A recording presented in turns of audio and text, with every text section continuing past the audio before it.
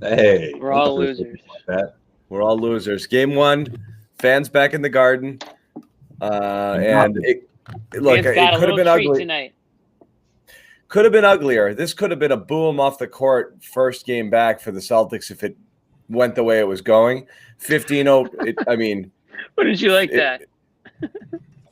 I mean, and then 15-0 run makes it respectable. This is like the flip side of that first New Orleans game where they played really well for 3.5 quarters, lose by blow the 24-point lead, and you're like, well, should we commend them for playing their best 3 quarters of basketball this season or the collapse? And this game really got away from them fast. They completely stopped playing in the third quarter, big deficit, and then they make that run late, so you feel a little better about it. So I don't know which one it is. So you guys start here, and then obviously we have possibly one of the worst debuts in Boston sports history tonight. We'll get into it in a little bit. I don't know how else you're going to put it. It wasn't quite the Isaiah debut. you can't have a worse stat line than Fournier had tonight. It's funny Bobby says that because Isaiah got ejected in LA that game. You remember that? Yeah. Like, I love the story. I forget who had it, but I love the story of him telling one of the PR guys, like, man, I don't know. Celtics fans are going to think I'm some sort of loose cannon. Like, are you kidding me? Boston's going to love that. They love it get ejected against the Lakers. So, and I would have taken the ejection over this for sure. Marcus Smart tried to play that card tonight, but it's not going to work. No, man. What was that? So it was bad. So let's go around the horn. Just overall thoughts on tonight. What's the game story in your opinion? Well, I'm not worried about Fournier. He didn't look too involved and didn't get on the ball a ton. It was Smart. Smart was absolutely horrific. As bad as you can be. Yeah. This is one of his worst games ever. And you saw after he pulled the half court heave that the team just imploded. I mean, everybody was like, what was that? And then all of a sudden they're watching Zion fly by them. Ingram's getting to the free throw line 12 times. And their defense just reached a new low. It wasn't great to start the game, but after that, it just completely opened up because I think the whole team was like, what just happened? And then they were down by 13. I swear I'm not doing this to be a contrarian, Bobby, because I thought Smart was brutal all game. However, that comeback in large part had to do with putting him on Zion. And that made a big difference because nobody else was able to keep Zion in front of him, whatever they tried. And then Smart got that, got the offensive foul, got a couple things rolling, and made it harder for him where he had to work. That matchup, that paid off. So he definitely atoned for it a little bit late, but you're right. It was someone else tweeted that too. After that weird half-court heave, it was just it was a weird Marcus game for sure.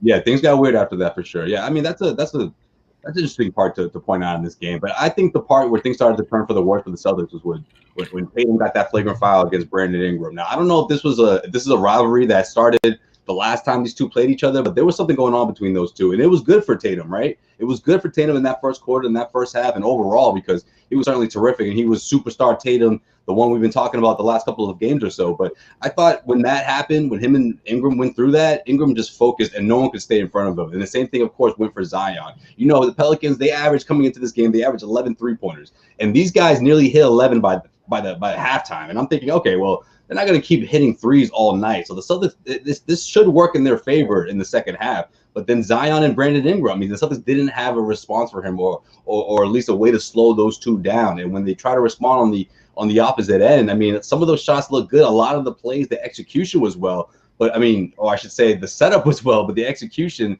just fell short. And it just kept happening over and over again throughout that second half until the big run in the fourth quarter where, of course, they pulled to within – 2 and that was it. Again, Ingram and Zion. These two night. Yeah, I think Josue was.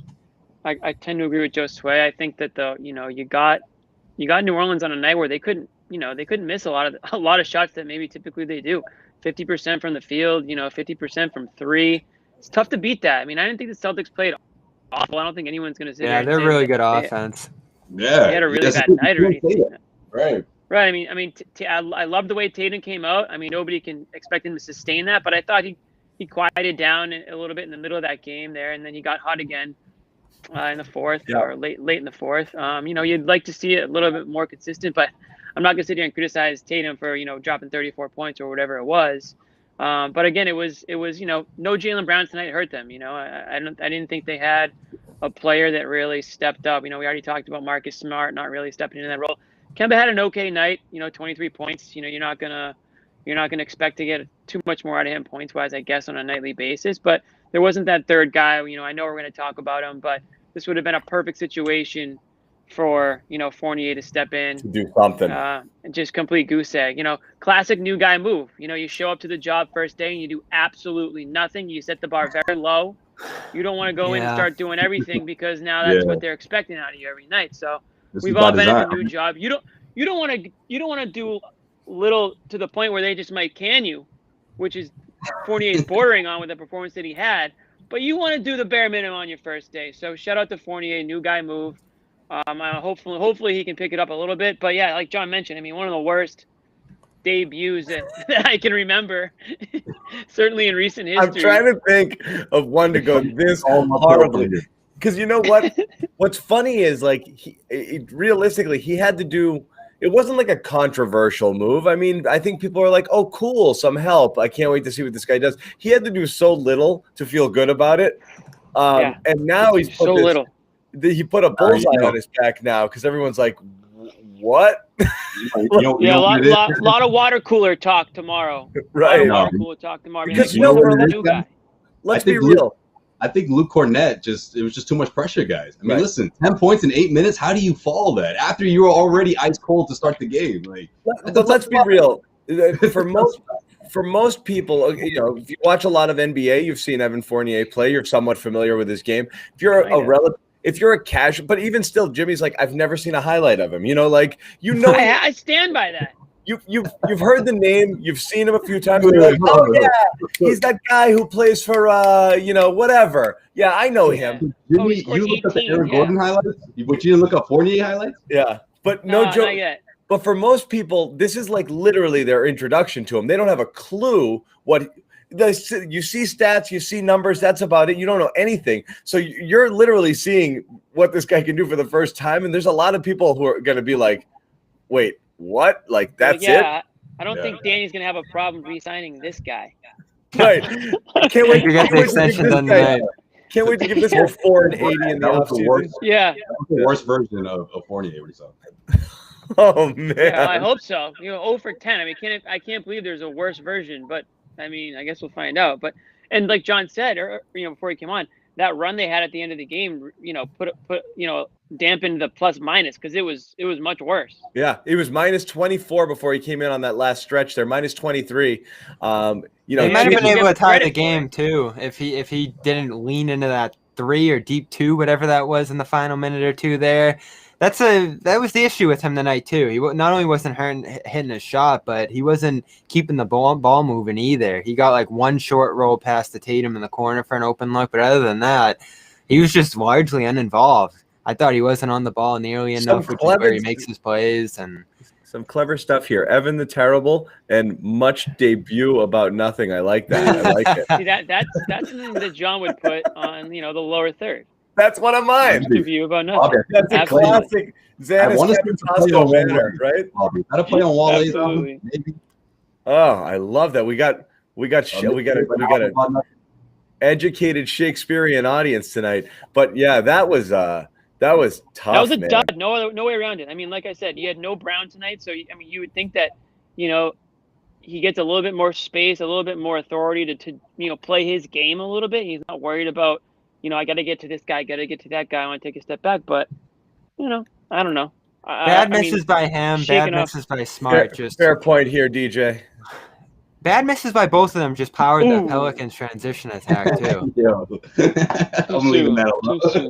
Yeah, how did we forget that? That's true. Fair point. It doesn't get worse than that, right? That doesn't get worse than that. Fournier had me longing for. What's that, Jimmy? He tried to come close. He tried. Pick up with facts. Fournier had me longing for Nesmith minutes. Ooh. I know. I was fiending for some Nickeil Alexander-Walker. That was my guy in last year's draft, and Romeo Langford still. He's out there shooting. He's out there doing his warm-ups, but he can't play yet. And he was cleared, right? Goes. Yeah, he was cleared, but he's not physically ready, conditioning wise, and all that stuff. I guess that this is gonna really suck. Now is watching this guy who can barely play himself into shape. Like at this point, Steven said today he's gonna barely play. This is going to suck because the worst thing in the world, off of the wrist, you can still be in decent cardiovascular shape, and then you get into game shape by playing. But now he's basically done nothing for 4 weeks, which is a disaster. A lot of people tweeting me saying that it might have been a hologram and that these holograms are getting out of control. And I actually, I want to hear him speak, maybe a little media availability to really further. Although holograms can talk now too. So, yeah, I guess until we see him actually on the court during a game. But, John, I said this, like, we can't even criticize this guy right now because, he's recovering from COVID. So we don't even know. I know. Like, we're going to get line now. By the time he gets back into the rotation, it's going to be like. Criticize him for sucking because he has no time. Yeah, he has no chance. He has no time. It's a complete bust again. It's so frustrating. He's if he works his way in and he barely plays for the first, because now you got game. So he's gonna the next 10 games not really be involved in all and start to work his way into the rotation in the final 10 when they're fighting for a playoff spot or seeding and then into the playoffs. It's gone. The whole season's gone again, which is crazy. I mean, he looked winded in that stupid clip that we saw running around with the trainers. I'm just going to assume that was like the second hour of that workout. That's what I'm going to He looked terrible. It was the end. He was out there since 1. I'm like, look, just go into the season and pretend he's never coming back because whatever you get for him is going to be a bonus at the end of the day. I mean, I don't see how you can incorporate him, when he's this far behind and the playoffs is just around the corner. I mean, yeah, the Celtics have this great homestand, 7-game homestand. Actually, I want to. They're playing about what is it, like 14 of the last 19 games or so at home. So it's in his favor. But again, when you're this far behind and there's not that many games left, I mean, this season's gonna wind down quicker than we think. They might have to send him, Nesmith, Taco, and Draymond up to Maine for 2-on-2 action because that's the only way they're gonna get any run into this postseason push here. Really? And Nesmith got it again tonight. That was one of their worst stretches of the game when that unit was out there. Poor Nesmith. Yeah, it's just not happening for the lower tier youth. youth. Each other the same thing. Like, what is happening in Nesmith's head, literally and figuratively? What a goofy guy. Yeah, he's just all over the place. Like, he's just like there's like a switch on his back, and he just goes like and just runs all over the place. And again, it was one of those games where Kira Lewis, who went 1 pick before Nesmith, just rained threes down on them. It's unbelievable how that stuff keeps happening. I mean, he's like, Joe Sway was all over it. We were texting in the game and like, what's wrong with this guy's brain? Like, he's just goofy. Like, everything he does is weird. And like, just and even get a puck back and fell on his head. That, then he gets a backdoor layup and lands on his head. How do you land on your head after a layup? I felt bad for him after that. I mean, he looked like that. That kind of hurt. He was like, "Oh, I fell on my head again." Before that, he just had the offensive board and they just couldn't control his body. We talking about the two-split. It's like his chip is loose or something. Like his chip inside, like he's a robot and it's a little loose or something. Right. It's like it doesn't connect with everything. We were joking about Taco, how it takes forever to get from the signal from his brain. You really think is like there's a all of his arms and legs don't necessarily communicate with one another. They just do whatever they want to do. Delay or something. Yeah. Like there's a delay or something. Is that nerve? What is that? Is he nervous out there? Is he triple thinking himself? And then on the defense where he's just running. Who is he running out of bounds there? Hayes? Is that what quadruple think when you quadruple think something over and over? Is that what it looks like? Like, I don't get it, man. I really don't. I found it so weird when the refs just refused to call a foul in his benefit. He clearly got fouled, but they called it out of bounds to actually make the right play, but they weren't going to give him a foul there. I mean, that on top of everything else was just weird. You would just think that, all right, this guy is considered like the best shooter in the draft. You kind of picture him as like a smooth operator, like somebody who, yeah, seriously. No, seriously. I was just gonna say, I haven't followed this guy's. He's got to be careful. He should. He should. He really Path should. to the NBA must have been like the bumpiest, like hazardous path. I can just imagine the bumps and the bruises this guy's taken to get to the NBA. It's amazing that he's even alive today. Yeah. It's unbelievable to be honest. And limited playing time. Yeah. Maybe that says a lot about his injuries, the past that he had in college. I don't know. I don't get it. Yeah. He like fell down the stairs or something. I don't know. It's just a guy who doesn't have a place trying to find one. He's pretty much only played one full season. Give And again, do you prefer this that. or the Langford 0-0-0 games? I don't. It's a close call. It is Pass. close, to be close, honest. I mean, can he step in and give you 0 for 10 like Fournier? Can Langford stay in front of someone like maybe not? What was the Zion. plus minus on him tonight, John? On who? Couldn't have been good. Nesmith. Oh, I don't know. I think I've given up on him forever. Yeah. He got rid of his graphic for good. -6. Yeah, it didn't look good. I don't know if we're going to talk about PER later, but Nesmith's Jimmy PER loves PER. is bottom 10 in the NBA. And out of 315 players, he's like 305, probably. That's what happens when you miss a lot of shots. And his shot still looks so bad, doesn't it? It does. It's just a hitch. It takes forever to unload it. It somehow looked worse than Fournier's shots. Somehow. I mean, it's too bad. Like he really needs to go to Maine and score like 30 points. And again, he just needs to do it so badly. We keep saying it. If they just could have had a game or two where he started and played 35 minutes and they were like, just shoot. We don't care. We do not expect to win tonight. Go and play this like it's a Vegas League game. You get the ball, shoot the ball. I do not give a crap. Like, I'm not going to pull you the second you make a mistake. Just go. He never gets the ball. Smith needs to go play pickup games at the Y in Brighton, man. Like some of those guys over there, they got like D3 athletes. I don't know how it is now with post COVID and everything, but he needs some guys who are just dominate somebody. Nothing to lose. Like they have nothing to lose. Just go out there and play with some gritty guys and get your swag back. Like, I don't know. Go find the guys that Scal played one-on-one and play with them. Yeah. Actually, don't. Back up. Like, yeah. He might lose. Anyways, we can stop ragging on. We can stop picking on Nesmith. There's got to be somebody else we can pick on tonight that actually had a big Grant, effect. 5 fouls, 3 points. Pretty fun to pick on right now. He is low hanging fruit. Grant, what you want? Oh my God! Talk about Grant. I got a good stat. Second full from this game alone. 4 of them at least. Nesmith, Smart, Fournier. Mo Wagner had a goofy run. Hold on. Goofy is the key word for this team, huh? All Celtics. Yeah, I got a stat. You guys want a stat? You want a good stat? Yeah, of course. Fournier. Okay, we're talking about worst debuts ever. Evan Fournier, Celtics debut, 33 minutes. We have it here, 0-0-0. Most scoreless minutes by a Celtic with 10-plus attempts since the three-point era. It's not even a debut. It actually it's the worst game played by a Celtic in history. It's the worst game anyone's ever had. Well, it really felt like it too. I feel like if he just hit a few shots, they probably would have won. I mean, that's one of those games where, like, after you miss 7 in a row, you should probably just sit the rest out. You know what I mean? Like, just keep moving the ball. I thought he was going to get something in the second. Didn't you feel like after he had 0 at halftime, he was going to come out and hit a few?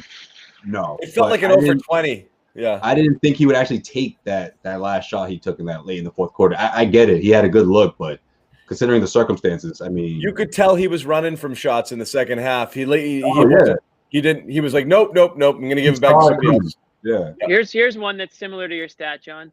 Evan Fournier went 0 for 10 in his Celtics debut. He's the 4th player in the shot clock era since 1955 to go 0 for 10 or worse in their debut with a new team. So we were talking about, I can't think of a worse debut. Literally, this is like an all-time bad debut in basketball. Yeah. Meanwhile, can I throw the screen share up here? My prediction didn't play out too well. Be careful what your browser's showing over there. But know what you're doing up in your room. Here's my prediction for the Fournier Is this opener. one of your little worksheet lists that you make? Yeah. No, this is a tweet. Bobby mails it to himself. This is a tweet. You can't just read it to us. Fire it up, John. You want me to fire it up? Yeah, I don't have the button. There we go. I got the minutes right. We'll be very active tomorrow. 33 to 35 minutes with 20 to 23 points. Oh, that is such a Bobby prediction. I know. That I thought you were aiming for 7 to 13 until I got to that part. 3 or 4 rebounds and 4 to 5 assists. Not quite. Everything is awesome in Bobby Celtics world. Yeah, that didn't work out. I got the minutes. 33, right? You nailed the minutes. Oh, NBC's showing a montage right now. Yeah. Woof. 2 steals, 2 blocks. Let's give him that. Yeah, it wasn't like I said at the beginning of the show. It wasn't like he played well and just missed some shots either. He was just so uninvolved. Exactly. The only thing you remember from him are missed shots. Literally nothing else. Yeah. Well, I said it. You guys, that to an extent. I mean, couple good back-to-back possessions. They still resulted in Zion buckets on the second putback there, but he played him pretty clean one time and got the little deflection a second time. So there's a couple things, but for the most part, you're right, almost invisible. And they didn't give him the ball enough. That's what frustrated me. This is a guy that needs the ball in his hands a little bit. Make some plays. Fournier the ball enough? Yeah. Do you remember him leading the offense all game? I don't even think he got a set. No, I mean, he needs a walkthrough. I mean, this guy just showed up and met the players today. Like they gave him the Nesmith much. Yeah, they gave him the Nesmith playbook. Go stand over there. Yeah, and in the beginning, that's not how they should be using him. In that first quarter, the way he was moving off the ball, he sort of looked like Gordon Hayward out there. slashing through the middle, getting to the teeth of the defense, and then it was just like, okay, I'm just going to spot out from here on out. And it was that nice short roll pass to Tatum. It was like, all right, this is how it's going to look. And then it didn't look like that for the rest of the night. Like, this is exactly what I want to see from this guy right now. And that was it. It was like 5 minutes. Once he missed the layup in transition, it was over. That was like halfway in. See, that could have erased this entire historic performance right there if he made that layup. That's all it takes sometimes. If you just see the ball go through the rim, you can make a couple more shots after that. I'm hoping that we get who was it last year? I'm blanking. Marcus Saw. You remember how he came back the next game? He got a haircut. He looked completely different. I think Fournier needs to shave the neck beard. Completely new look, new city, new team. Might even want to change the number. 94 is the complete whiff of a number. I don't care if it's where he's from or whatever. You got to start looking better, feeling better. Take him out to your barber. Show him around the city. Yeah, you know what I mean? Exactly. Take him to the North End. Boston barbers. Get them all lined up. Absolutely. Yeah. And he can bring Cornett with him because God knows he needs to find a stylist in every way possible too. How did Cornett? Fournier's got weird hair too, huh? Yeah. We all thought Cornett was out the door last week, and now he was the 4th best Celtic tonight. The 4th? He was the second or third. No, not second. Yeah. That's more of an indictment on the Celtics than that's anything true. Else. Unfortunately, that's true. I have a question. If you guys. Unless we still want to talk about Fournier. The viewers here are really mad at Smart. Yeah. Well, it was again. I don't think anybody's indicting Fournier for this. You're right. He just showed up and didn't know anything. It's not. It's sad. It's smart. It was all smart tonight. He was just such a. Can we talk about the play? I mean, come on. Yeah. That was worse than JR in the finals. Really, I know it was a 10 times smaller situation. How could you be on defense 1 second and think the shot clock that's on the clock is your clock? It's just unfathomable. The refs take 12 minutes to freaking decide the jump ball. I don't know. I'm with you. But where did his mind go? I mean, I was surprised, but I don't know. What's so funny is I'll kill Smart for so many things that he does. That's just one where it's just brain cramp, which I think everybody has from time to time. He's so locked in. I could see that. Yeah. So it's not one of those, you lost. He drives me nuts for a million basketball decisions. Yeah, it was just was just dumb. Well, Kemba was like, yo, that the thing that I didn't like about it was Smart didn't be I didn't look like he was my bad after. No, he went on and took a 3 after. Well, I mean, no, immediately after. I mean, I wasn't. No, he was arguing with Kemba. He was like, no. Yeah, he was arguing with Kemba about it. I think he thought he was right. I mean, I don't think it sunk in for a little. So in the immediate aftermath, I think he was making a case. He actually thought he thought he was right, and then probably that might have been Scal's best call. I read his mouth when he said they were going to do the same thing, but I think Kemba trying to tell him no, that clock is for them, not for us. Like I think he saw either it that ball, whoever gets to it first can score, and in less than a second gets the shot. But it's obviously either that or he thought like once they got it, it was just going to be a shot clock violation, so he just threw it. Definitely, yeah. But he was arguing his point. And like I said, people are mad at me for defending Smart. Like, trust me, I'm not a Smart defender. I was just in this particular case, just brain cramp. It happened. But you know what, though? They didn't lose the game because of that one play. I don't care if people are tweeting like, "Oh, the air went out of everybody." Yeah, I don't think they lost because of that. I just don't think he played a great game. It was a tricky situation because if you were on defense in that spot, you probably would.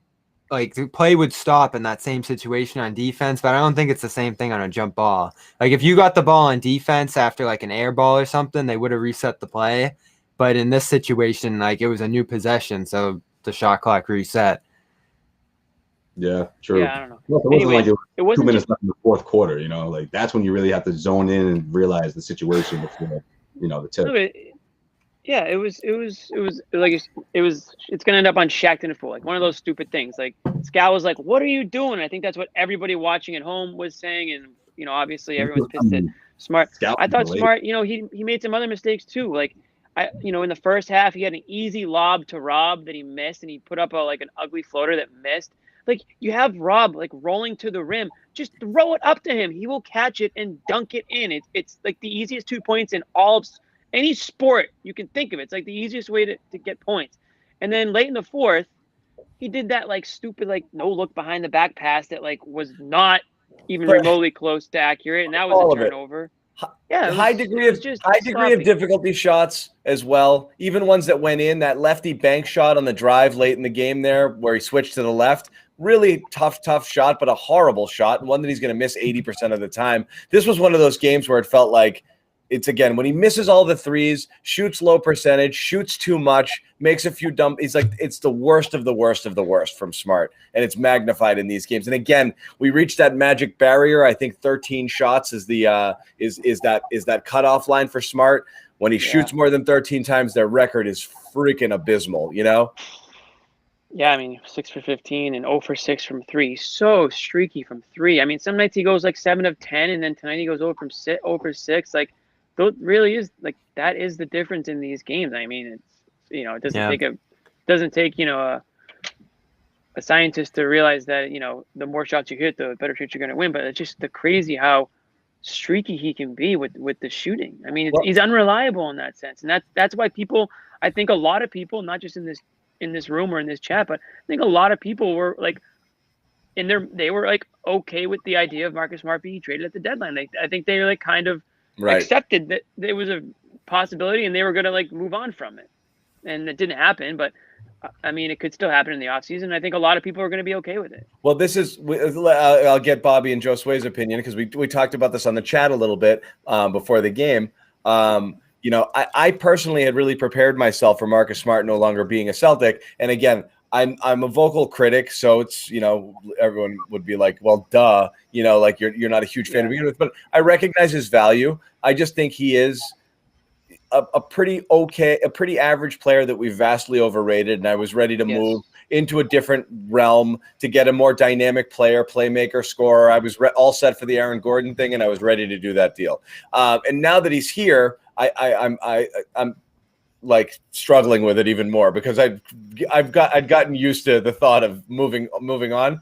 You're in a really tough spot here, not with Marcus. You missed a chance to trade him, which means now you're almost held hostage, having to re-sign him, possibly to re-sign Fournier, or risk getting nothing in return. And the worst thing you can do in the NBA right now is overpay for the middle class. And the reality is, this is what Smart is. He's a middle class player. He's probably a bench player who you're going to have to pay potential, premium money to this offseason. And so you had a chance, if you weren't going to go forth with Marcus and give him that deal that he's going to look for in the offseason, to have cut.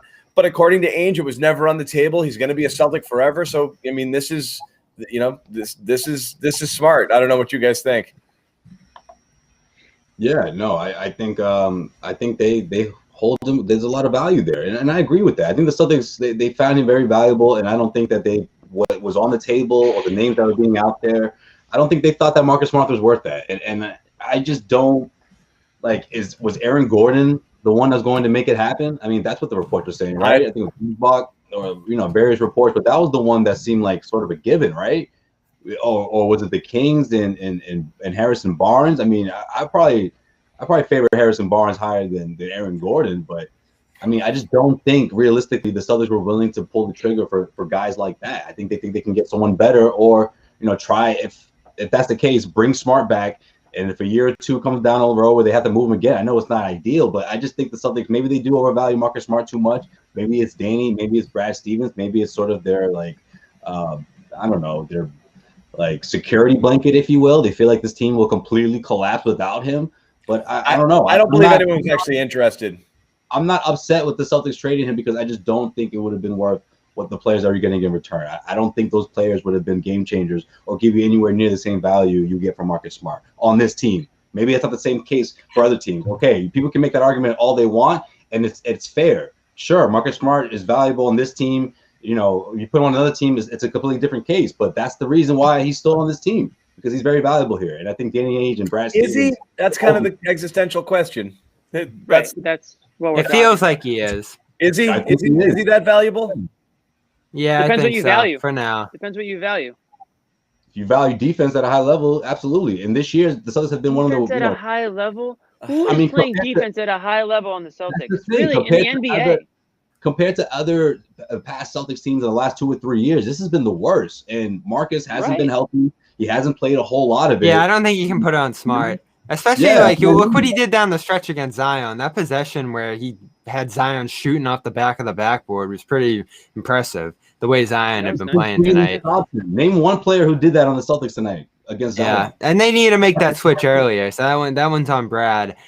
I was an advocate of trading him for Gordon just because I think at this point Gordon is probably a better defender because of his size and has more upside as a younger player, which I think is a swap you want to make. If you're going to be going a little bit younger here, if you want to, kind of reset the general age or track of this team, I think that one made sense. The problem is you do really lose something, not just from an intangible standpoint, but as a passer. He still really is the guy who gets the ball moving more than anyone else in this offense. You think of the assist percentage. You think of just his level of passing. I know, but you didn't like the raw blob there, but you had a couple others where you actually hit him in this one. But Bob, let me ask you this: just because he's the best you have, does it mean he's actually good at it? Yeah, he's extremely good at it. Yeah, extremely good. If you stack him up against playmaking point guards throughout the NBA, why does that mean that he's? I'm saying you put him in the upper level of an extremely good passer among guards. I don't think so. I think he is on this team, but as far as NBA point guards go, he's not in the upper. Well, that's part of echelon of distributing guards. That's not his. That's why you say he's more valuable to you than others. He is, but it's also the devil sort of thing. You're just used to it here, and you're used to extracting whatever things of value you think he brings you that nobody else in the league possesses. Well, but the reality is there's other guys who are chippy defenders. There's other guys who are decent passers. They don't all make boneheaded plays and shoot 36% from the field. Like I said, there's a balance there. You have to look at the whole picture. You can't just cherry pick some stuff. Look at the deficiencies of this team and say he's the only one who passes. That's fine, but he's not an elite playmaker by any means. He's pretty good, and this team is lacking. Right. So yes, you're right. They need someone to do it, but that it could be someone else also. That's the thing. This idea that he's the only one that can do it, I think, is we just but if you're swapping that out for Barnes, who's a short roll passer, that's about it. Gordon, who could never in a million years lead an offense, as we talked about at the deadline. That's a tough flip to make in terms of what you need now versus the timeline. I know Barnes has 3 years, so maybe that would have made a little more sense, but he wasn't available. So it was ultimatly, would you do this for Gordon? Barnes, I would have really considered it. I would have, but me, I'm high. If it comes down to Gordon, I think I'd begrudgingly say yes because I think there's upside there. But it was a ginormous risk to make, and I understand why they didn't do it because it was no sure. I don't think it was ever on the table. No, I think it was. I do not. You don't think it was? John, just on paper, you don't think that that's a better deal? Well, including Nesmith. Let's replace R.J. Hampton with Nesmith. I never, ever. What's Marcus Smart's value to the Magic? I never believed the losing team wanted Marcus Smart. It makes no sense. Wanted a Marcus Smart in a walk year. So where was his name floating around from? It wasn't Boston. Yes, it was Boston. It was.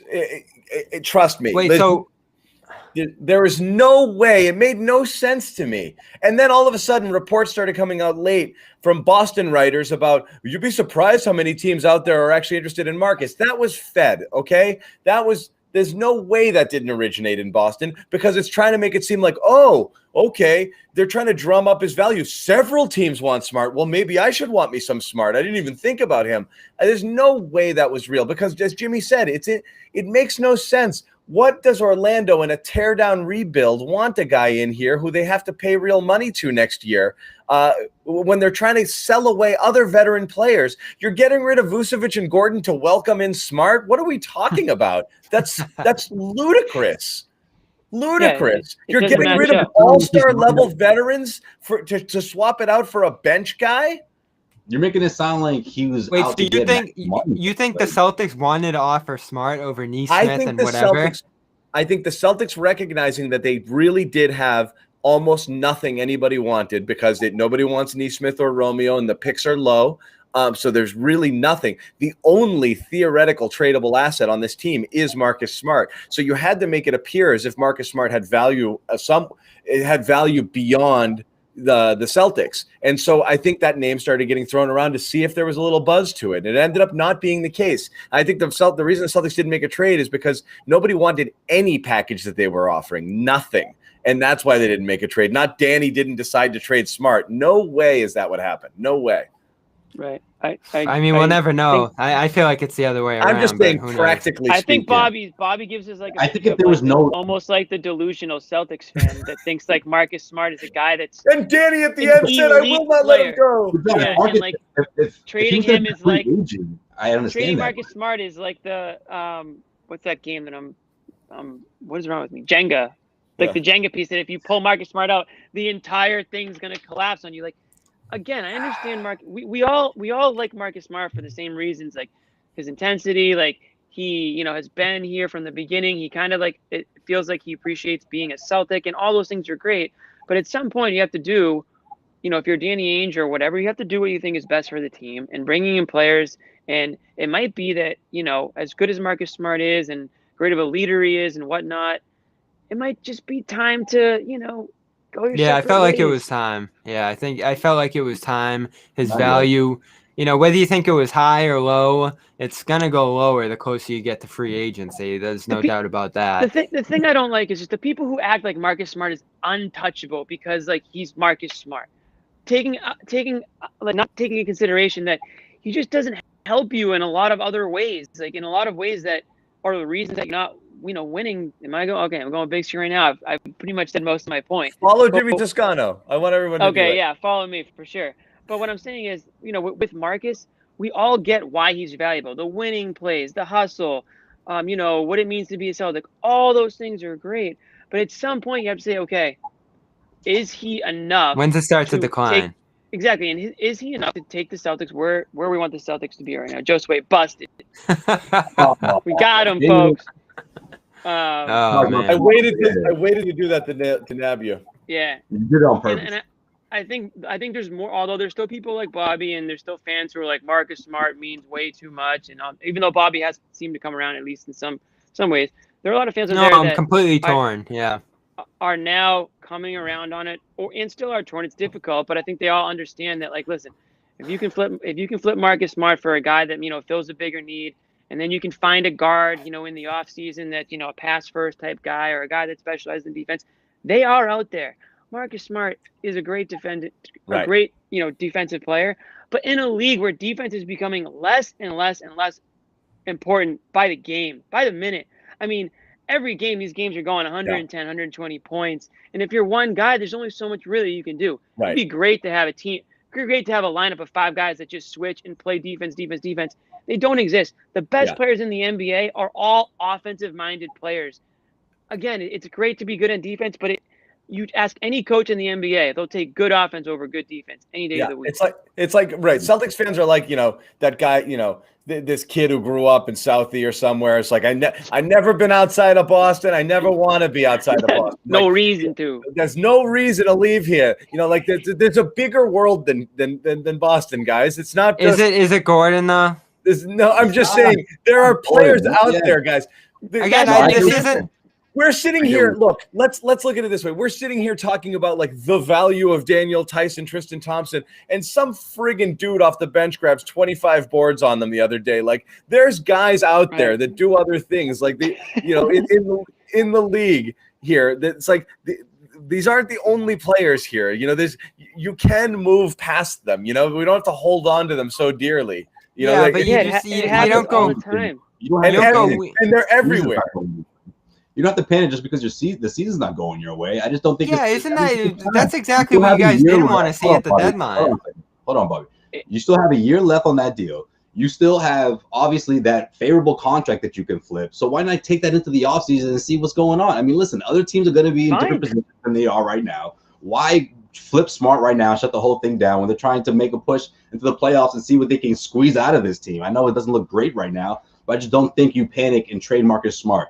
Now, for people who ready to see Marcus Smart out the door and, you're looking for other guys to step up here, Peyton Pritchard, he's got, future Celtics point guard written all over him, whether he's a starter or whether he's the first one off the bench. I mean, I just think we can all agree that he has a bright future in that role for the Celtics. So obviously, I think sooner or later, whether it's Marcus Smart or whether he stays or whether he's not in Boston in the next 2 or 3 seasons, I think Peyton Pritchard is going to be more than ready to take the reins or take that part and becoming the team lead distributor. But in the meantime, I'm telling you, man, Marcus Smart, whether it's an all-star or someone close to it, you couple it with younger players, draft picks, you put together a package deal to get someone else that's better than Aaron Gordon for sure. No question.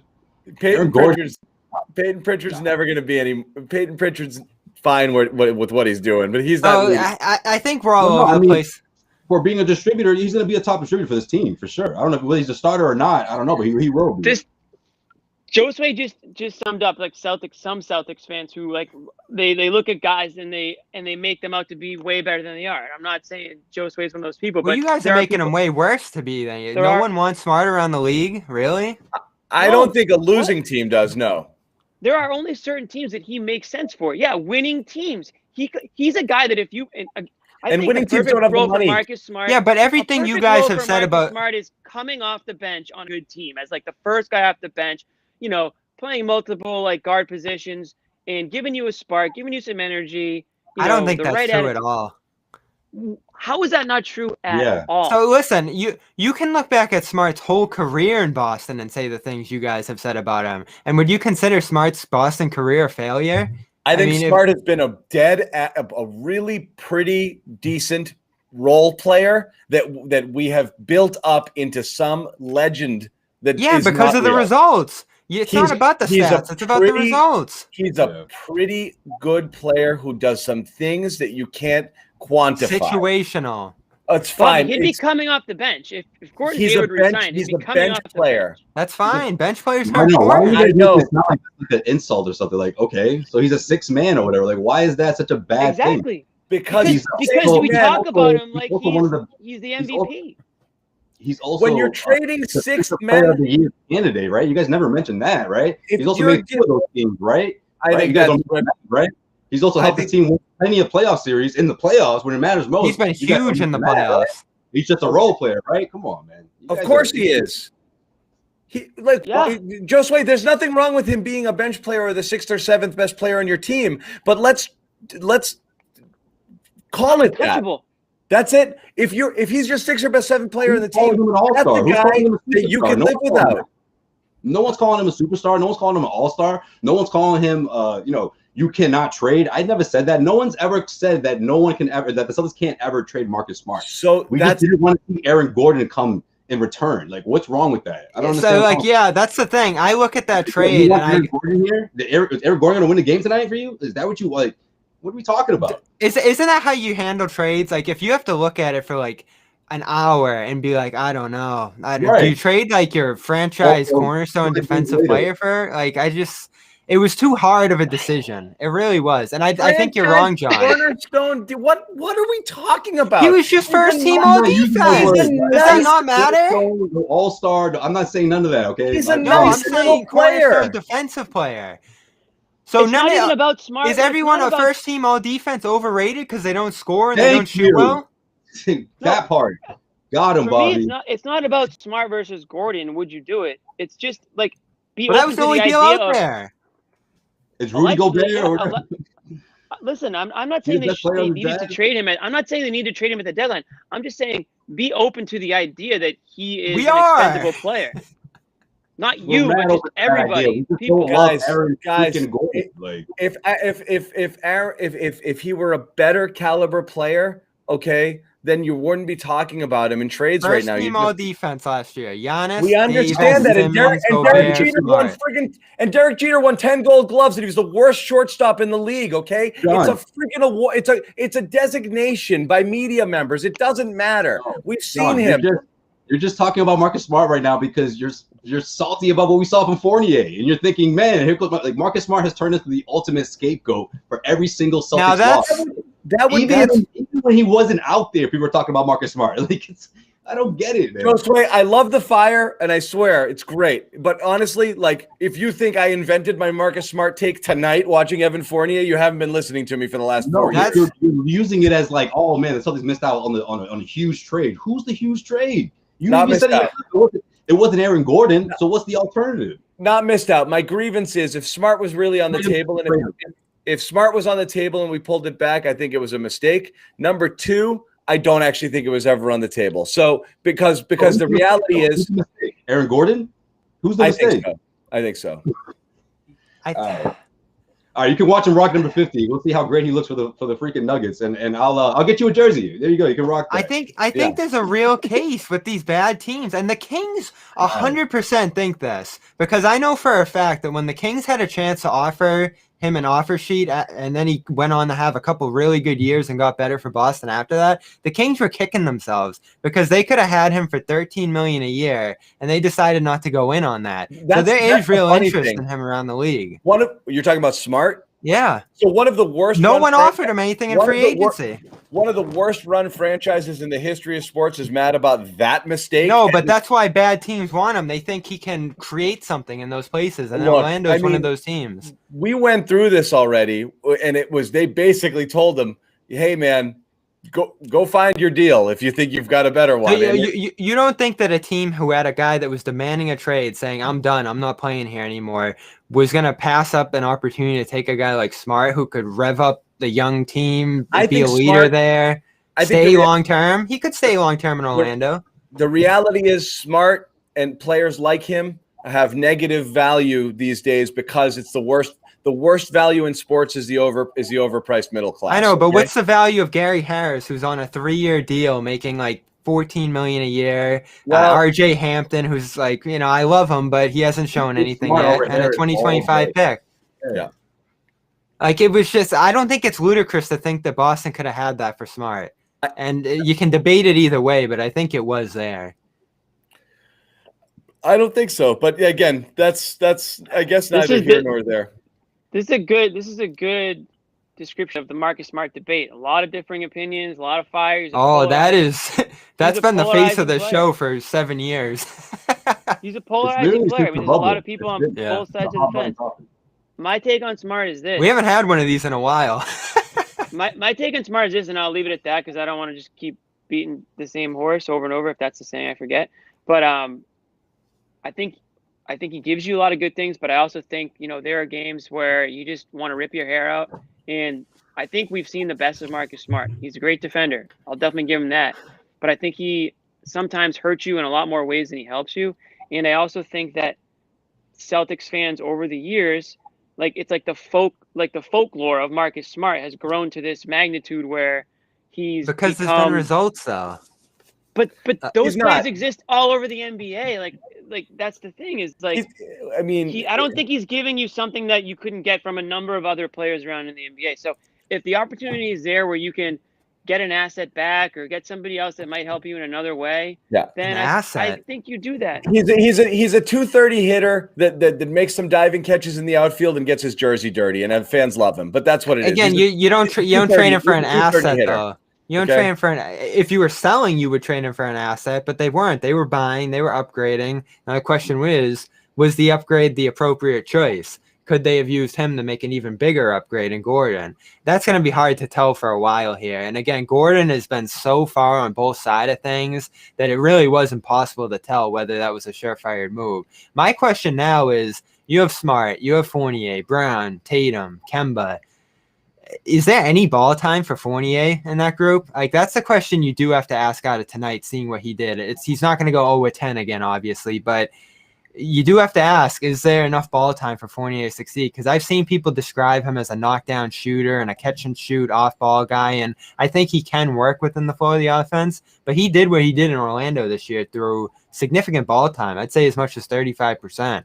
That's a problem here. That could be a problem. Yes, that's going to be. I think that's where the Gordon Hayward comparisons come into play, right? Because obviously he's not that caliber player, or at least what Hayward was before he came to the Celtics, or whatever you fall in that conversation. But he's that knockdown shot is obviously a big reason why he's here with the Celtics, because I think with Tatum and Brown, you need someone like that, and that's been the biggest hole in that starting lineup. I mean, Marcus Smart just isn't that guy. So you look at other options, and when you look at Fournier, if he's knocking that down, obviously it changes things. But also he has that, like we talked about, what we saw in the first quarter, when he puts the ball on the floor, that dynamic to him. You put him with that second unit. I think it's a good piece to have for the Celtics. It's a solid piece to have. 20 points per game heading into this one. Obviously, we didn't get to see any of that, but that blend of both is the reason why I think he's here for Boston for sure. Well, I'll say this: he's got to come off the bench. Like, he cannot get lost in the fold with the starters. He's got to be the sixth man. He's got to have time in these games where the ball's in his hands. Because tonight, and again, you could use the excuse that he doesn't know the offense yet. It's his first day here, but he did not get the ball enough by any means. It was just toss out, dumps, a few transition runs with inexcusable misses on his part. I'm not making excuses for him, but he wasn't set up all that well to succeed tonight. I think 230 hitters a little harsh, but I think I know. I mean, John's been a little harsh. I mean, he's definitely a sub 300 hitter if we're talking baseball. He's like a good defensive outfielder. Like he's like Jackie Bradley. He's Jr. like fat Jackie Bradley. Fine. If Smart's Derek Jeter, the Celtics are in good shape. That wasn't the comparison, Bobby. I wouldn't say all that. Keep missing my points, but that's all right. Right. No, but that's it on Smart. I guess my thing is just be more open to the possibility of that happening, because I think it's become a lot more possible. What you look ahead to here, and whether it's going to matter or not, is the thing that Brandon kicked around, and we've been talking about forever, is Bradley Beal. Can he be a piece in that deal that matters? Who knows? How? Why? Just as one individual piece. Because if you trade him for Gordon, does Gordon fit into that deal better down the line? Possibly. Just have to, that's one of the things you have to ask. The idea behind Gordon was, theoretically, you roll him up into something else, or you unlock something in him that you didn't have or you didn't know you had, and then Jaylen becomes the person who you roll into a bigger deal. Not saying that necessarily makes you better. It has to be a great, great deal for you. But the idea would have been, now you have stuff you can play with, and now without it, you don't. And who knows? It might not have worked out. I mean, the returns. Everyone watching him play in Denver after one game was like, see, Orlando wasn't using him right. If you give him chance, you give him this, you give him that, you're going to unlock another. And that was everyone who's saying the same thing for the Celtics, is you can unlock another level to his game that was lying dormant in Orlando in all those years. So you were rolling the dice on a potentially home run type of asset that you could have had kind of fairly cheaply if you're talking about Nesmith, a pick, or Smart. And so you take that shot. You take the shot at the guy who could be a next level player versus, I really like Marcus Smart because he does some things. If that was standing in the way, I think that was a mistake. That's all. So this is where I do trust Ainge immensely, is this thing where he has a sense around the league from his connections and just how long he's been around the league of what other teams value other guys as. I still think that's a significant reason he passed on Turner. And you see, Like Indiana's been begging teams to take him for a year and a half, and he's still in Indiana.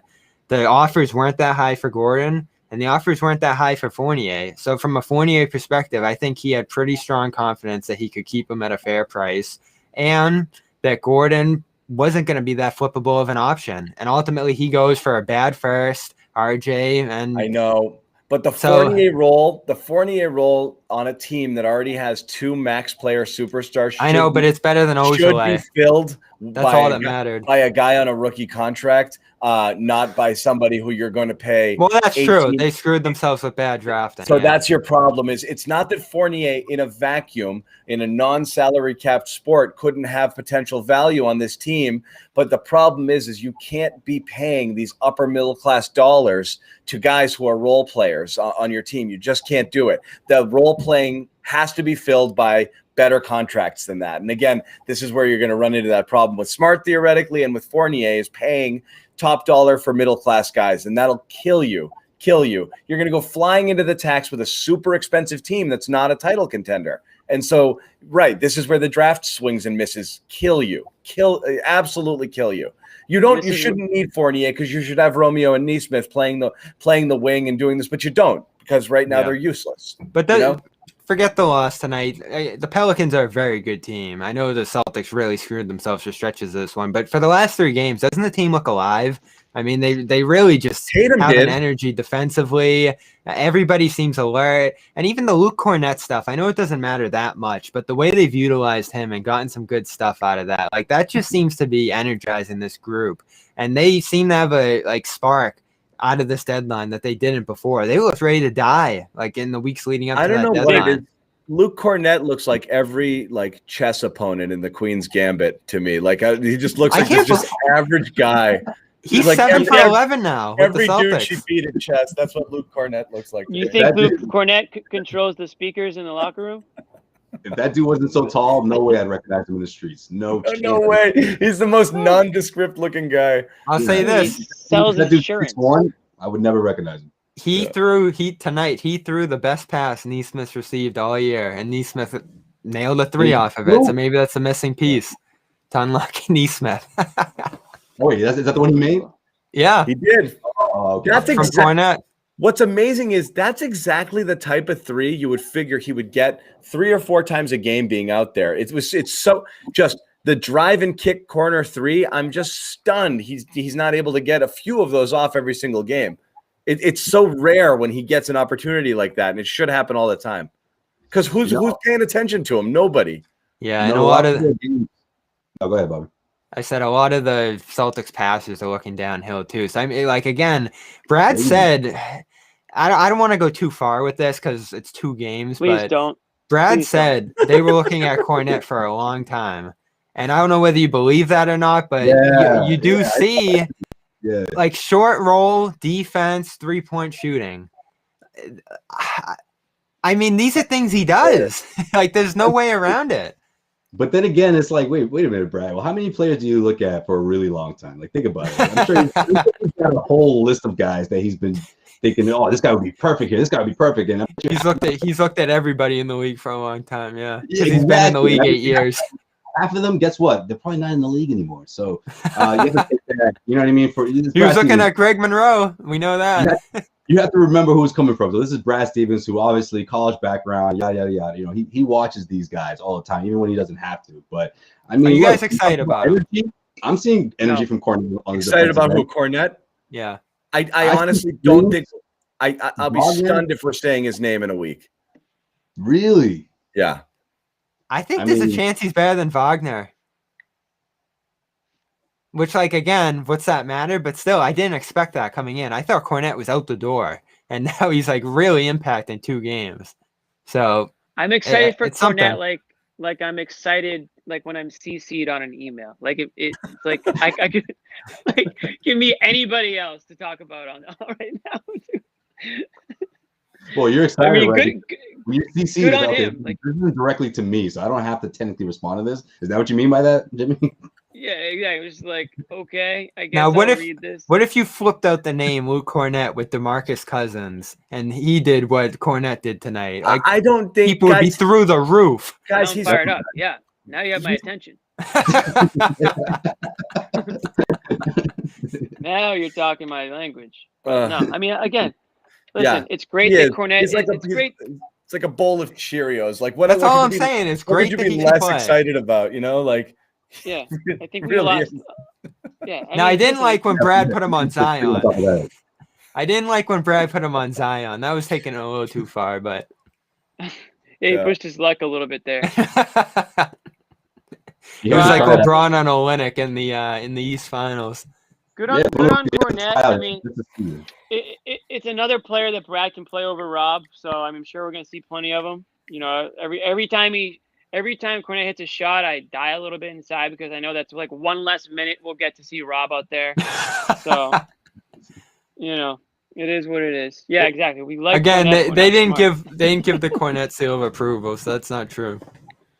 Okay, so speaking of Zion, I had a question I wanted to ask you guys, and people in the comments can Jayson Tatum or Zion? Is that your question? Close. We talked about the tandem of Tatum and Brown being the best like young tandem in the NBA before the season started. I think we at least put them up there. Would you rather have Tatum and Brown or Ingram and Zion? Tatum and Brown. Zion, I'm watching him tonight. So Zion impresses me immensely. Who's the best player out of the four? Tatum. And here's why. Is it Zion? So Zion, if you watch him tonight, there's those incredible moments. The efficiency at the rim is insane, but he's completely missing the three-point shot right now, which matters, even though he's incredibly efficient at the rim. His playmaking's there, but I'd say it's about even with Tatum's at this point, maybe a little bit better. But the defense, he's dancing around, not quite like Nesmith, but he's a little lost on that end. And the shape, I look at him again tonight, and after his big burst, he has to go take like a flying leap on the bench and take a ginormous breather. Physically, he doesn't look right. Like he needs like to lose probably 15 pounds because he carries too much weight. I think it's going to become an injury concern at some point. He does. Like there's just so many red flags. Bobby, you realize he's like in his like 65th professional game right now, and he's putting up like historic NBA I know it's numbers. impressive, but the red flags are. I mean, so you're worried about his health, and you're right. His health is your only and his defense. They're 25th in defense.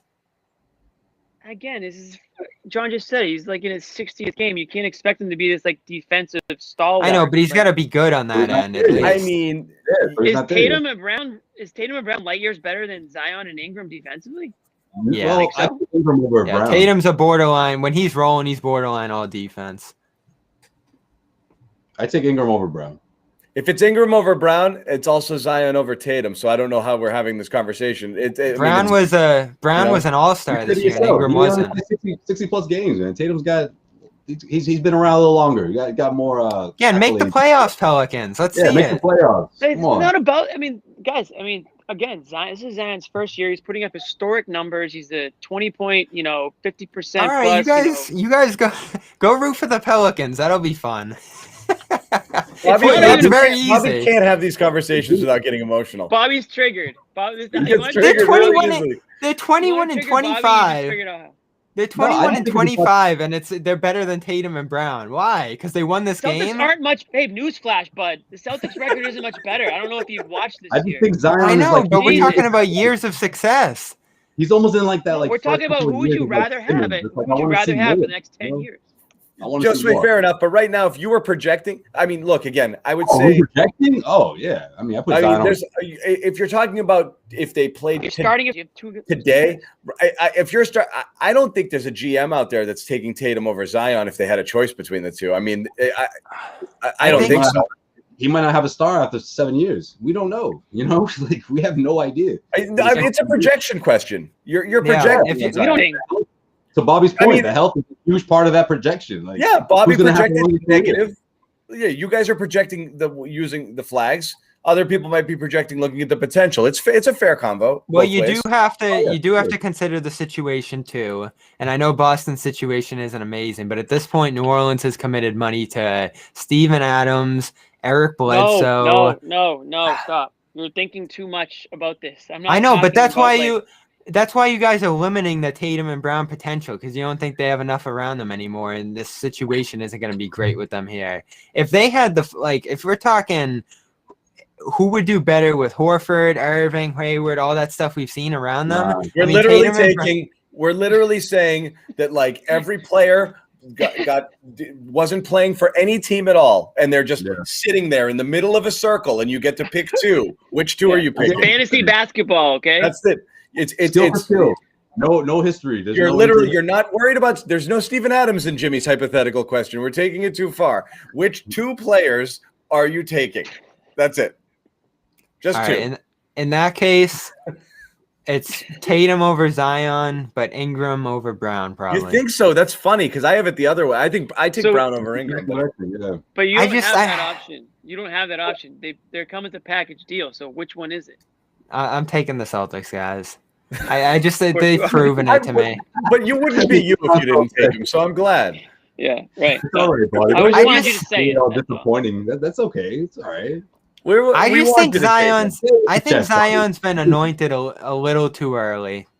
I think we're actually underrating him, believe it or not. And I agree with all of your flags. I think he should be 30 plus or 40 pounds lighter. Like if he's 280, he should be about 235 or 2. He could lose 50 pounds. I needed it. That's too skinny. Yeah, no, that's why he needs that weight, I think. Remember what happened to Perk between like years 2 and 3, and he came back lean and strong. Like Zion, if he got on a real regimen and a real offseason and a real diet, and he shed 30 pounds, he would be ridiculous. Wasn't New Orleans was not a great place diet-wise. You know what, John? He probably will. I mean, once you get in that NBA, you get on that schedule and you get in the facilities and you get on a diet and everything like that, I'm sure that he'll tone up some. Definitely. New Orleans, that's a tough eating city to fall in. True. I know. Good point. That is tough. New Orleans, man. No one's in shape down there, man. Everyone said that when they were talking about his weight issues. I got family there too. Sorry, guys. When they were talking about his weight issues coming into the league, they were like, New Orleans, like gumbo, fried whatever. It's not fried good. Yeah. Legit. Now again, I'm actually somewhere in between with Jimmy there. I do think the size does benefit him to some degree, but there is a cost benefit there. Like the Charles Barkley comparison with him is actually pretty valid. Like Barkley just overpowered. He was bigger, but that played in the overpowering nature of his game. Shaq too. Like he was too big, but that's what made him dominant. He's got to find that middle ground somehow where he can be great for 40 minutes in a playoff series, because you can just imagine the Embiid thing happen to him right now. Like, would he be able to go 40, 42 minutes in a must-win playoff game? He has to lose weight. Yeah. Like, there's no way that's happening right now. And look at Embiid. It took Embiid so long to get there. Yeah, till this year. Yeah. And then he got hurt anyway. I see more of like a young Sean Kemp almost, right? More than Barkley. I don't know. I didn't see a whole lot of Barkley. Well, I guess I didn't see a whole lot of Kemp until he was I don't want to diminish Zion's potential, because what's he shoot, like 68 at the basket as a wing? Like, that's just unreal. He's the best scorer in the paint in the NBA, and it's his, it's like LeBron. 60th game. It's 20 points a game just in the paint. Yeah, it's really like LeBron. He gets to the free throw line at will. I think he's top 5 in drawing free throws. And the finesse and the hands and the coordination and the playmaking. Like, it's amazing. You're right. Like, it would be frustrating and a total bust if he doesn't find a way to get, shave that down and stay healthy, because he could do so many different things. And he might be an NBA outlier in this era where he'll never, ever, ever shoot threes and still be one of the most dominant players in the league. Yeah, it's like an old school type guy that Bobby hates. He trashes the old school game every chance he gets. That's probably why he doesn't like Zion. He wants to see Zion step back and take 10 threes a game. I'd like to take one again. I want to see also Tristan Thompson take one a game. And who else did I want it from? Rob. Yeah, Rob's got to get out there too. Everybody's got to get out there a little bit. Shoot. You don't think they're going to start making him shoot? I think he'll slowly expand his game. It doesn't matter. What's amazing, it really doesn't. Yeah, right now he eats up space like crazy. If you play off him, dare him to shoot, he starts coming at you anyway. It doesn't make a difference at all. Those plays are so amazing. He takes the space away from you. It's unbelievable. Like, he doesn't care if he gets blocked either. Like, guys he's not play worried off about him his like percentages. crazy. Yeah. Inside outside game they've got. He'll go in there, get blocked, grab the ball again and put it right back up. Like he just doesn't. He's gonna go downhill every single time, and that's refreshing. Like if the Celtics could really use a little bit of that. Like they don't have anything like that. Yeah, you're right. Maybe they'll. They could use a Zion Williamson type. yeah, they could use somebody like that like, for no sure. shit. Yeah, of course they could. Why'd they go after Fournier instead of Zion? Right. So they take Smart. And the other thing about Zion, I like. He's got a good. That I would love to see Celtics trade for. Yeah, trade Smart for Zion. I think he's got that LeBron tendency of like, he doesn't seem like the type of guy that's going to get into a lot of trouble. Was Zion the Kings pick here? It had to be, right? That was just. From the pick that pick did not pan out for Boston. Kings pick, Memphis pick. Those are just disasters. Oh. Let me ask you this question off the Zion topic. What's going on with Grant Williams minutes these days?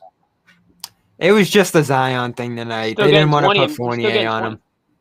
Yeah. What are we doing?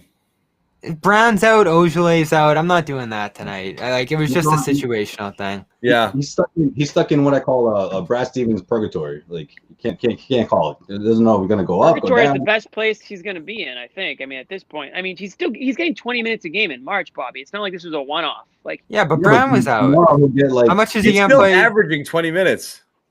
Fournier's here. Tatum, Brown, Smart. He's not gonna play at all if all those guys are in. Unless there's a matchup. I think he's important. Play. Yeah, I think he's going to play. I honestly think he's important. Keep playing. Like that energy on defense he's been doing, or just the threat from outside. I mean, I'd like to see him back at center. It's like you have to knock down those open looks. You're going to keep getting them. He's going to keep trotting you out there and seeing if you can knock him down. Now, I would like to see him back at center. Yeah, because you'll have lineups where it's Fournier, Tatum, Brown, and Kemba. And you'll get your Rob minutes in there, but when Rob goes to the bench, you can go ultra small, switchable, and do what they did in February last year, where Grant was in the middle doing a good job. They even did this against the Heat to a decent degree, despite the size deficiencies of it. They got good minutes out of Grant at center last year. And I think that's been a big reason he struggled this year is he's had to play on the wing, and guys have gone right around him. Yeah, that's true. But I think that's when he has no real position.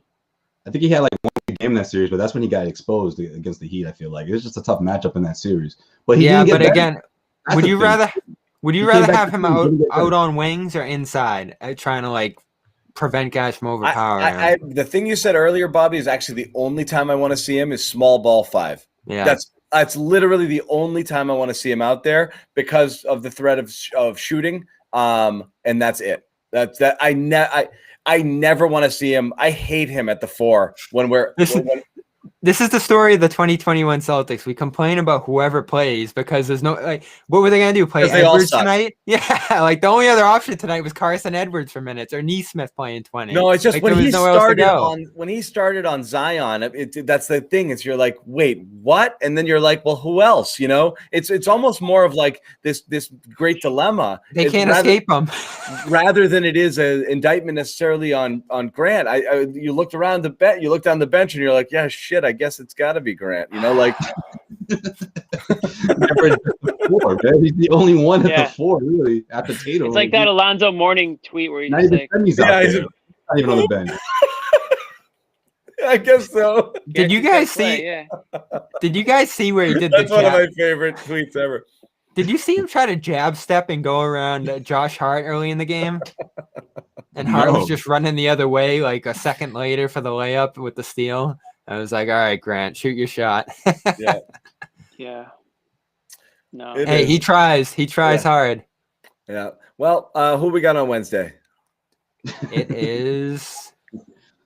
Hey, how about this? We didn't talk about this. Fans, did that have any effect at all? I guess not, right? I mean, I like the bullshit chant was nice or something. Some kind of curse where they had the chant going. I'm like, oh, man. Oh, Mavericks on Wednesday. Great. A little bit. From Zion to Luka. Perfect. We'll have the same debate. I don't know. It's probably good to have some fans back, I guess. I don't know if anyone in the comment section was at the game. Probably not, but don't worry. Friday come the Rockets, so let's see if they can. You going any games or what? I thought maybe what? Joe Sway or Bobby would have been there tonight.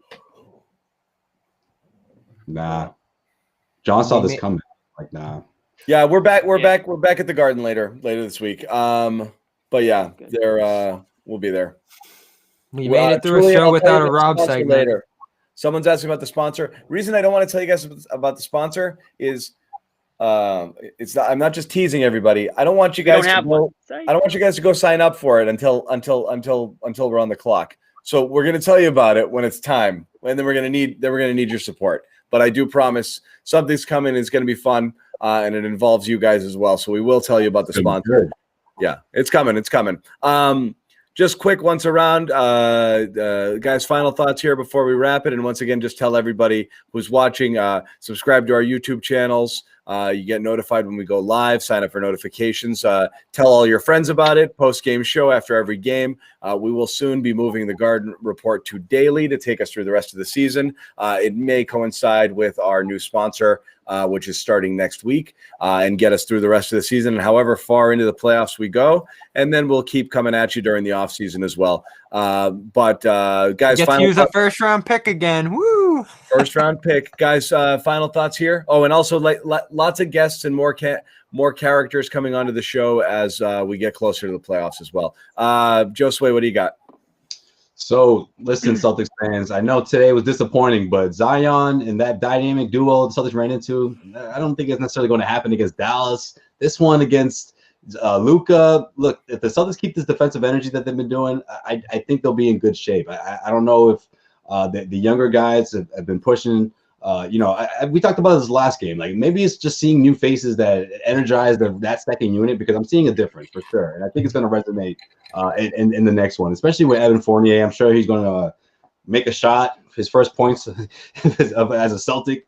And it's going to be tough, but it's not going to be – I'm not going to sit here and guarantee a win or say the Celtics have a great chance of topping the Mavericks, because if they get going from deep, forget it. It's going to be a long night. So I think the Celtics have to continue with that energy just to have a shot to keep up with the Dallas Mavericks. Because, again, whether it's Luka, whether it's the other shooters that they have out there, Tim Hardaway Jr., they have a handful of guys that can really get going quickly. And the Celtics, unfortunately, we're picking names here and there, game after game. We're not quite sure who's going to come through consistently from that second unit. But I'm going to say if the Celtics continue to play defense the way they've been playing, they'll give themselves a shot. But it's going to be tough. It's going to be really tough, actually, even if it's at the TD Garden. So, Jimmy?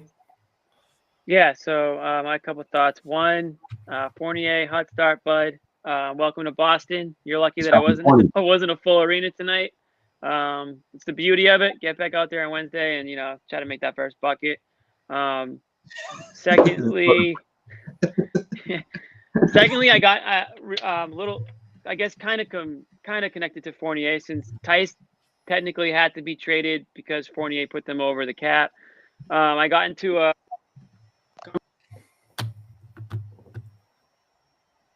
he just touched something. There goes Jimmy. Jimmy, did you touch something? He's just talking away. Mute or something. You went like that. Yeah, he's gone. Okay, big points coming up. He set it all up too and said everything. I know it was a good setup. Now that's a hard tease. I can't wait. Nobody go anywhere. We're gonna get back to Jimmy. Bobby, give me yours.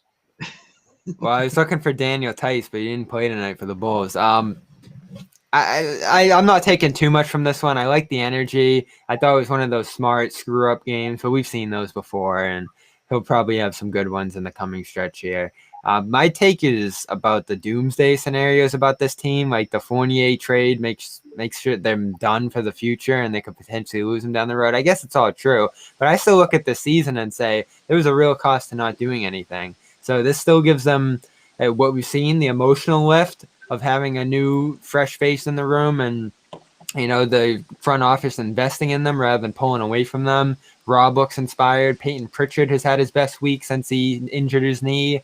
So some things have gone in the right direction. The next thing to happen is for Fournier to get involved in this offense and start thriving for them. So I still think this team, I said that if they could win 6 out of the 7 in this homestand. You had an 8-game win streak, Bobby, going. But I think he had 14 games. Either 8-game win streak or 6 out of 7 on this 7-game stretch here. They can cement themselves as a playoff team. I still think that's possible here. But it's a tough stretch. Dallas, You're going to see New York on this stretch, Philly. So they got to close Charlotte. these games, fourth quarters. They got to Charlotte. cement the leads late. Jimmy, what do you got? What's the last thing you guys heard? Something. You set up your Daniel Tice point, and I was going back and forth with somebody, and then nothing.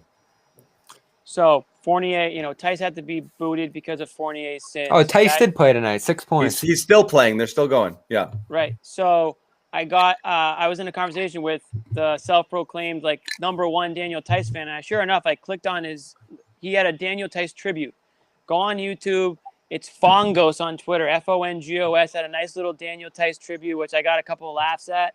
This guy really is the biggest Daniel Tice fan in the world. I don't know. I don't know what else to say about it. I didn't know there was somebody like that, but credit to him. It's actually a good YouTube follow, and so go check out that video. But yeah, other than that, the Celtics just they'll just continue to lose, I guess. So that's what I have to say about that. They're probably going to lose. Mine is on the sunnier side when it comes to the effort. I actually liked elements of it, and I liked the way Tatum played tonight. But the frustrating part is, again, just the lack of talent on the team prevents them from being able to Brown win. was out. Come on. Exactly. You lose one. You're short one guy, and That's you true. can't, and you lose. They were out. I'm not comparing Brown to Lonzo, but Lonzo's out. Pelicans are missing a starter. The Celtics miss one guy. They've lost their last 6 games when Kemba wasn't playing, and Kemba hasn't even been playing lights out lately. But they can't sustain it. They're so thin for professional basketball players that we sit here and we talk about why did Grant play so much, and we can answer our own question because the answer is because there's nobody friggin' else to play. And these conversations are depressing and frustrating because, again, you're almost like it's that whole trade deadline thing. Fix it. Can't fix it. There's nothing to trade. You're don't play that guy, Brad. Okay, who the hell else are you going to play? And it's just this shitty cycle that we're in. If Fournier had 7 points tonight, they would have won. I think they're going in a good direction. But I actually didn't mind it. It's fun to make fun of. But he's fine. He's an upgrade. He's a professional basketball player. It's going to make a difference. This was just, comical start. I wonder what he said. What Brad said about it. He'll get involved, but you're right. From a mentality standpoint, they have to learn to play a little differently. You got to, and again, you're bringing in another guy who had a high usage rate and a guy who needs the ball in his hands to get things going. And now you're going to you're going to put him on the court. As you said, Bobby, he might have to play with the second team because what are you going to do? Just have him sit there and watch Jayson Tatum and Jaylen Brown and Kemba Walker dribble? It's just not the best use of his talents. And it is almost kind of like a Gordon Hayward situation where it's I got to reinvent myself on the fly if I'm going to be playing with these guys because I can't do what I normally like to do. So it makes sense. It makes sense. If he plays second unit. Initially, I wanted to see him start into that kind of 3-wing lineup. I don't think that's even after one game tonight. I totally agree with you, Bob. He's probably got to play second unit in order to maximize his skill set. But Brad Stevens says he has no doubt Evan Fournier will score a lot of points for the Celtics. Yeah. No doubt he will score. Yeah. They're coming. It is funny. I get accused of being drunk on this thread. I literally haven't had a drop of booze in 4 months. That's exactly what somebody would say when they're drunk. You see me, I'm drinking coffee. It's not to sober up. I haven't. He's finally facing the accusations. I was like, wait, someone's like, John's tipsy as F. I'm like, no, man. Can't do it. I can't. I've no bounce back ability anymore. That was the old show. I don't know. I just think it's funny. It's funny that they think you're just sitting there just boozing this whole time. Oh my god! I gotta get up, man. I'm gonna have kids crawling all over me in 6 hours. You can't drink about that. Not only that, but imagine if you're boozing it up for an hour and a half. By the end of this show, as a host, that would be impressive, John. That'd be really. Right, first of all, we've seen what it looks like when people drink on this show. This isn't it, okay? Oh. Hey, don't tempt me. Don't tempt me. I'll go. What do we got? A game Friday? That was an all-timer. What game was that? The Lakers game? That was a big one too. That he just came Saturday stumbling in here.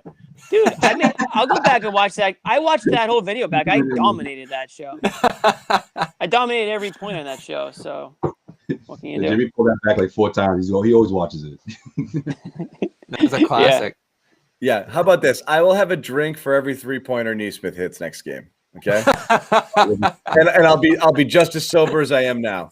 Yeah, right. Wait for the playoffs. That should be fun. Right. John dropping 2 gummies at a time. Yeah, that would happen. It could be. Yeah, it would just be sinking lower and lower as the show kept going. You got to be careful with those things when you have kids, man. You can't just leave your gummies out. They'll just think it's candy. You can't do it. This is nap time. Yeah, cannot leave your gummies laying around. All right, so that's it. We're back on Wednesday. And Luka time. Who knows? Right, Luka time. That's always fun. Yeah. Don't forget, Luka drained the game winner against the Celtics earlier this year. Over Nesmith. You're right, over Nesmith. Over Shouldn't have Nesmith. even been in the damn game at that time. Nesmith. This is what we get for John was saying, play Nesmith, and this is what we get. Yep. Maybe Romeo. Hey, does Romeo get his first active? He's active. Maybe. No. Romeo will be active, and then but he won't play. Romeo's going to play. Tristan Thompson. Romeo's going to play 6 of the most useless minutes of all time, and the whole show is just going to be you guys barking at me about it. For sure. Absolutely. Yeah. I'm starting to think Thompson's just gone. He's like out in college. Like he's just been. What do you guys think? There's something going on here, right? Or something. He's with the Kardashians. Just like, It's been 3 weeks. It's been more than 3 weeks, right? Yeah, I mean, there might be. All we can do is speculate, but there might be something going on there. Who knows? Yeah, I mean, he's still He's tweeting like, "Let's go, JT." Tweeted tonight. So he's still like following. He's still like, watching the games. I guess. I mean, sounds like he's into it. I don't know. What do you think? You think he's being punished, or you think he's like? I would have thought he was. Again, how does this work? Brad's taking his minutes. He's using his minutes for somewhere else. It's a 2-week quarantine, like 10 days. When we're way past that, and even if he was still testing positive, that's not part because you can still test positive and be clear of the window. So the fact that he's still in it 3 weeks later really doesn't make much sense. And it's not like we saw him shooting with Romeo or doing anything or even in the building tonight. So yeah, it's and I hope the guy's strange. okay. I'm not gonna pretend to know what the hell's going on. But. Yeah, I would have thought it was a conspiracy theory if like Brad didn't rush to his defense and say that the rumors weren't true, and like Jalen talking about capping, whatever the hell that is. Capping. That is a way to use it. I did that just to make you giggle, Josue. You use it as a verb. That was pretty. John's capping every night. I like to play the boomer. I like to play up the stereotype. Well, back in the day, capping meant a whole nother thing, right, John? So it's crazy how times have changed. So that's it, guys. We're about 90 minutes. That's about as much as we need. So thank you guys for hanging out. Again, subscribe to our YouTube channels. Come hang out with us after every game. We got a ton of them coming up, so we'll be here on Wednesday. Keep coming, man. Keep it coming.